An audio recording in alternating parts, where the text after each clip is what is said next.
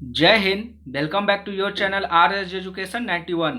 दोस्तों, मैं आपके लिए एसआई और सीडीपीओ का सेट लेकर उपस्थित हो चुका हूं, जो कि आज हमारा 39 नंबर सेट है। इससे पहले हम लोगों ने टोटल 38 सेट को देख लिया है।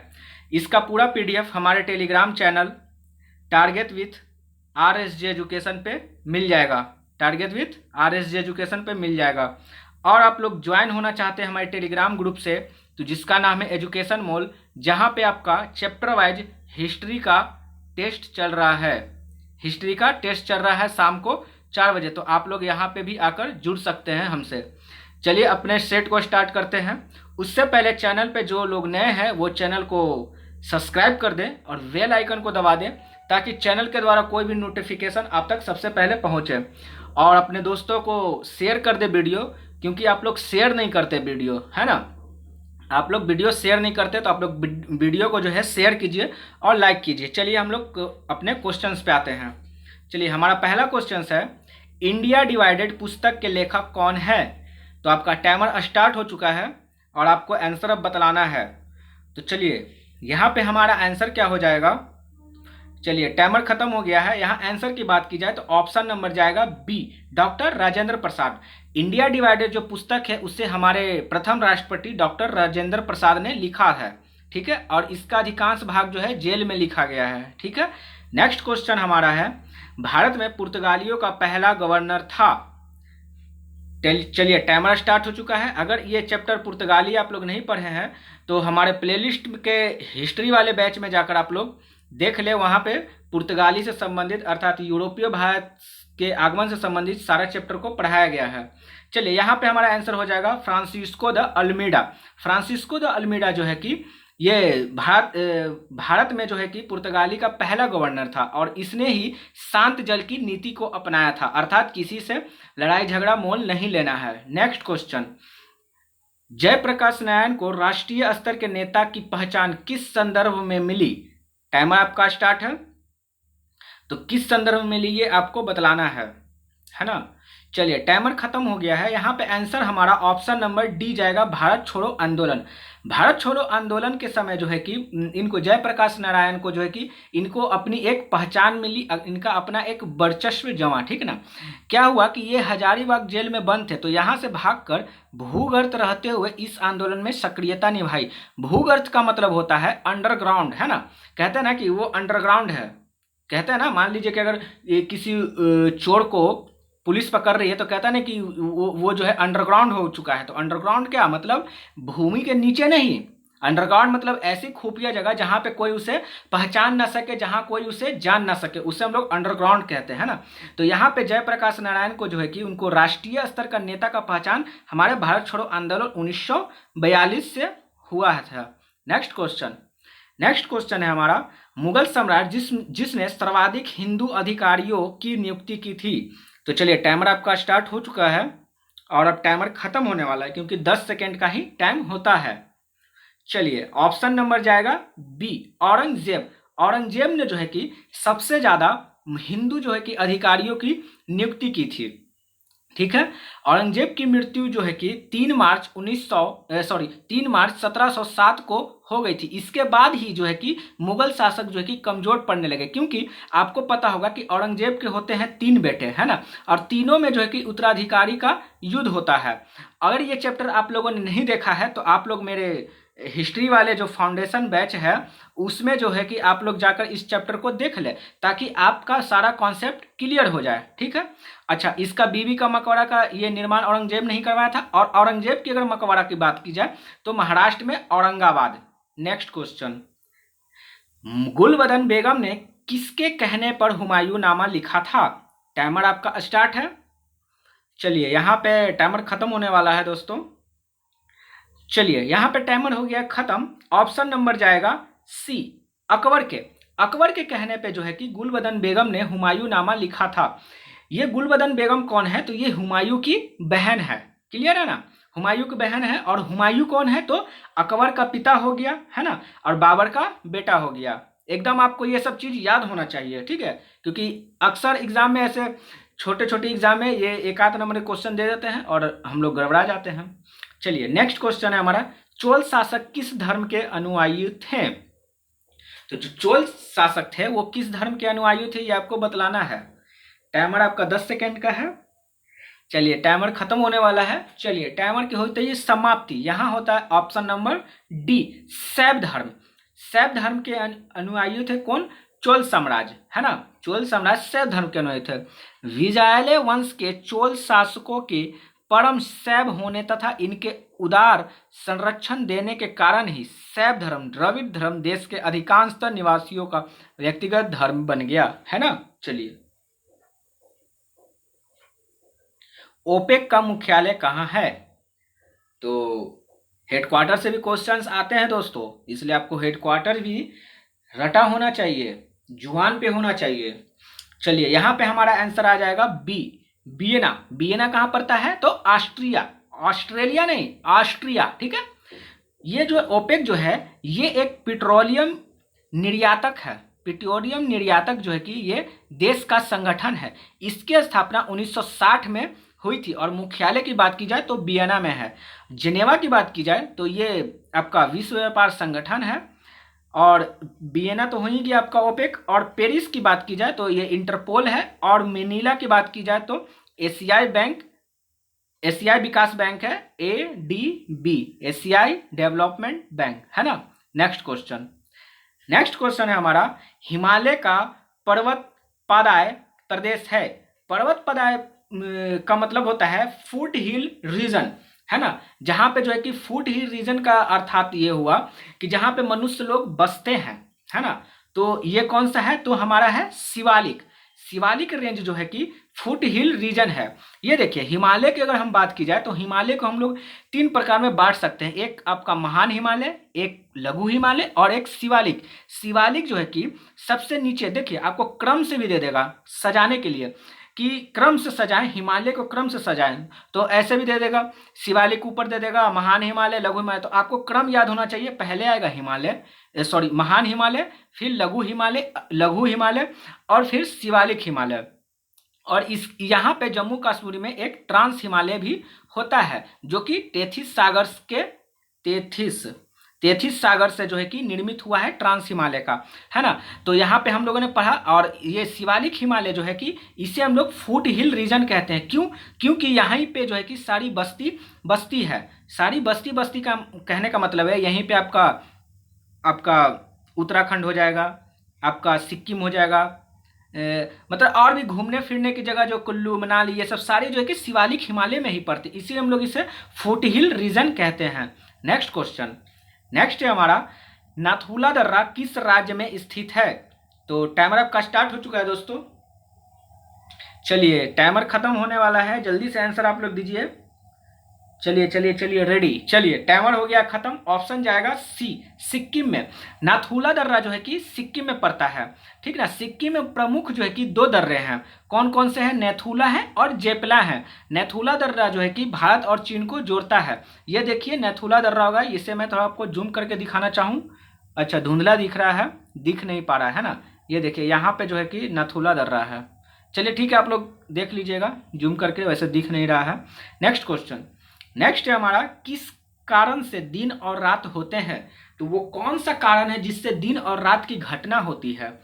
तो आपको आंसर बताना है। पृथ्वी का परिक्रमण, पृथ्वी का घूर्णन, सूर्य का घूर्णन और पृथ्वी का परिक्रमण। चलिए यहाँ पे हमारा आंसर होता है ऑप्शन नंबर बी, पृथ्वी का घूर्णन। अब पृथ्वी का घूर्णन किसे कहते हैं? तो रोटेशन स्पीड, जो हमारा रोटेशन स्पीड होता है उससे हम लोग पृथ्वी का घूर्णन करते हैं। अर्थात पृथ्वी अपने अक्ष पर, ऐसे अगर हम पृथ्वी ये बना रहे हैं तो पृथ्वी अपने अक्ष पर ही एक बार घूमती है, उससे हम लोग घूर्णन करते हैं, उससे हम लोग रोटेशन कहते हैं। और परिक्रमण उसे कहते हैं, रेवोल्यूशन, जब पृथ्वी जो है कि सूर्य का चक्कर ऐसे ऐसे कर लगा लेती है, उससे हम लोग रोटेशन कहते हैं। देखिए एक इमेज के माध्यम से मैं आपको समझाने की कोशिश कर रहा हूँ। देखिए यहाँ पे मैं आपके लिए इमेज लाया हूँ। इसमें देखिए क्या हो रहा है, ये पृथ्वी अपने अक्ष पे है ना।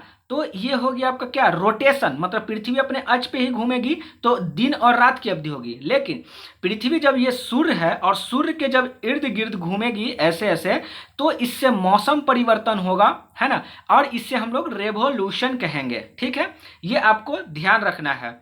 यहाँ पे देखिए 22 सितंबर को विंटर होता है ना। और यहाँ पे इक्वेटर, यहाँ पे जो है कि 21 मार्च को जो है कि पृथ्वी यहाँ होती है, और 21 जून और 21 सितंबर। ये आपको समझ में नहीं आएगा कि मैंने क्या बोला, तो आप लोग इसे समझिए भी मत, है ना।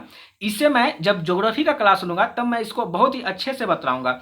अभी के लिए आपको यहाँ समझना है रोटेशन और रेवोल्यूशन। तो रोटेशन, पृथ्वी अपने अक्ष पे ही घूमेगी तो उसे रोटेशन अर्थात घूर्णन कहेंगे, और पृथ्वी जब सूर्य के चक्कर काटेगी तो उसे रेवोल्यूशन अर्थात परिक्रमण कहेंगे।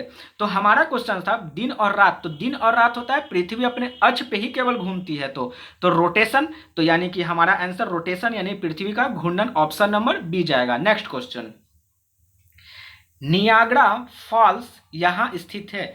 तो नियाग्रा फॉल्स मतलब नियाग्रा जो जलप्रपात है वो कहाँ स्थित है, ये आपको बतलाना है। चलिए टाइमर खत्म होने वाला है, चलिए टाइमर खत्म हो गया है। ऑप्शन जाएगा यूएसए। यूएसए और कनाडा के सीमा पे जो है कि नियाग्रा फॉल्स अर्थात नियाग्रा जलप्रपात जो है कि पाई जाती है ना। और अगर भारत में बात की जाए तो भारत के छत्तीसगढ़ के बस्तर जिले में ये पाई जाती है। ये देखिए नियाग्रा फॉल्स का ये आपका इमेज है, ये है हमारा नियाग्रा फॉल्स, ठीक है। ये हो गया नियाग्रा फॉल्स, ये यहाँ से पानी गिर रहा है। नियाग्रा फॉल्स का जलप्रपात का मतलब क्या होता है, ऐसा जगह जहाँ ऊंचाई से जो है कि बहुत नीचे तक पानी गिरता हो। जैसे मान लीजिए ये पहाड़ है और यहाँ से बहुत नीचे पानी गिर रहा हो, तो इसी झरना को हम लोग जलप्रपात फॉल्स कहते हैं। Clear, simple. नेक्स्ट है हमारा सांप्रदायिकता का अर्थ है। तो सांप्रदायिकता का क्या अर्थ है ये आपको बतलाना है। टाइमर आपका स्टार्ट है। चलिए अब टाइमर खत्म होने वाला भी है। चलिए यहाँ पे टाइमर की बात की जाए तो टाइमर हो गया खत्म। ऑप्शन नंबर जाएगा सी, धर्म के आधार पर सामाजिक विभाजन। मतलब धर्म के आधार पर अगर सामाजिक विभाजन हम लोग करते हैं तो इसे सांप्रदायिकता कहते हैं। अर्थात हम कह सकते हैं कि एक धर्म जो है कि दूसरे धर्म को ना मानता हो उसे ही सांप्रदायिकता कहते हैं। ये मैंने इमेज के माध्यम से आपको समझाने की कोशिश की है सांप्रदायिकता के बारे में, है ना, कि कहाँ पे जो है कि मुस्लिम है और कहाँ पे, एक मिनट रुक जाइए, ये देखिए यहाँ पे, चलिए यहाँ पे देखिए कहीं पे मुस्लिम है तो कहीं पे ईसाई है तो कहीं हिंदू है, तो अनेक प्रकार की जो है कि क्या है, तो धर्म है। तो इसी धर्म को जो है कि मतलब अनेक धर्म को कोई एक धर्म ना मानता उसे हम लोग सांप्रदायिकता कहते हैं। जैसे कोई हिंदू है और कोई मुस्लिम है, तो हिंदू जो है कि मुस्लिम के धर्म को ना मानता हो और मुस्लिम जो है कि हिंदू के धर्म को ना मानता हो, उसे ही धर्म को सांप्रदायिकता कहते हैं। तो यहाँ पे धर्म के आधार पर सामाजिक विभाजन को ही सांप्रदायिकता कहते हैं। नेक्स्ट क्वेश्चन, नेक्स्ट है 13, निम्नलिखित में से कौन लगातार 2 बार राष्ट्रपति रहे हैं। तो चलिए ये ऐसा स्टैटिक्स क्वेश्चन है कि अक्सर एग्जाम में ऐसे क्वेश्चंस देखे जाते हैं, है ना। चलिए तो यहाँ पे हमारा आंसर क्या हो जाएगा, option number B, Rajendra Prasad. Rajendra Prasad जो है, जो हमारे भारत के प्रथम राष्ट्रपति हुए, इन्होंने जो है कि लगातार 2 बार जो है कि राष्ट्रपति पद पर आसीन हुए हैं। और अगर हम डॉक्टर राधाकृष्णन की बात कर लें तो ये जो है कि लगातार 2 वर्ष तक उपराष्ट्रपति रहे हैं, और इनके साथ ही साथ कौन, हामिद अंसारी भी उपराष्ट्रपति के पद पर लगातार रहे हैं। डॉक्टर जाकिर हुसैन और फरुकुद्दीन अली अहमद ऐसे 2 राष्ट्रपति हुए जो कि कार्यकाल में इनकी क्या हो गई, तो मृत्यु हो गई, कार्यकाल में इनकी मृत्यु हो गई। चलिए नेक्स्ट क्वेश्चन, संविधान के किस अनुच्छेद में प्रावधान है कि राष्ट्रपति सर्वोच्च न्यायालय से सार्वजनिक मामले में परामर्श मांग सकता है। तो राष्ट्रपति जो है कि सुप्रीम कोर्ट से परामर्श किस आर्टिकल के तहत मांग सकता है, तो ऑप्शन नंबर जाएगा D, 143।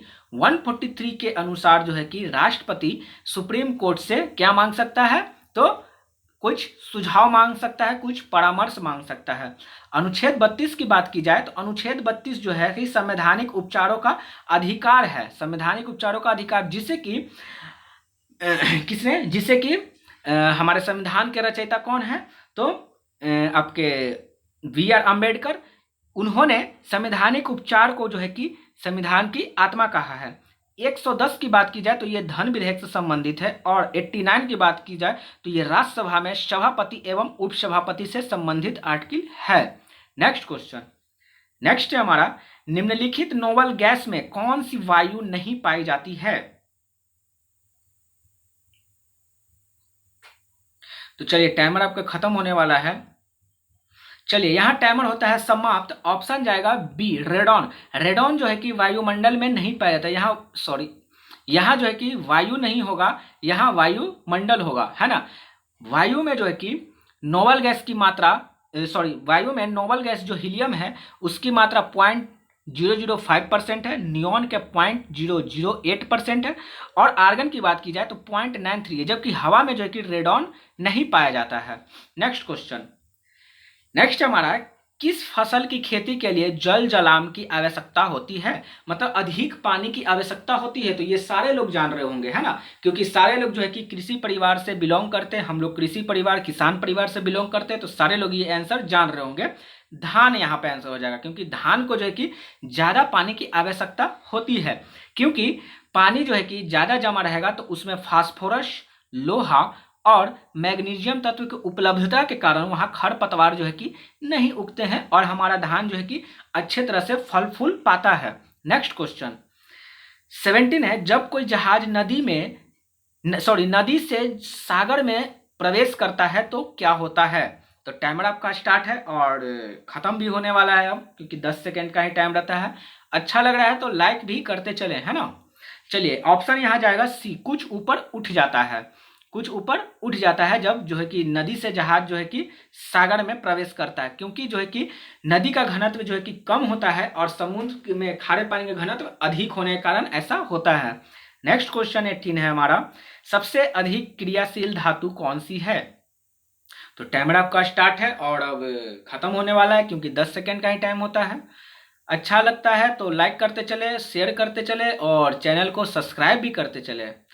Option number B, sodium.